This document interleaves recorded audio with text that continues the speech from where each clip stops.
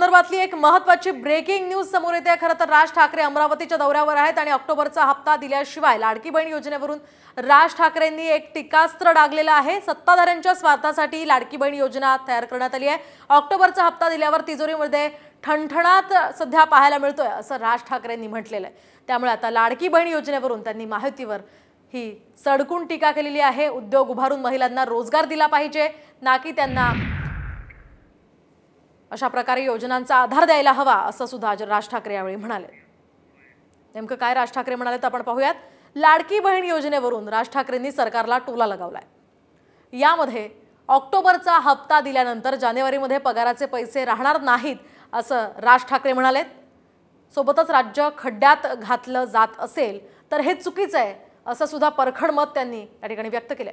तर महिलांना अशा प्रकारे पैसे न देता नवीन उद्योग आणावेत आणि उद्योग धंदे सुरू करून त्या ठिकाणी महिलांना मोठ्या प्रमाणावर रोजगार उपलब्ध करून द्यावा असं सुद्धा राज ठाकरेंनी म्हटलंय, सल्ला दिलाय।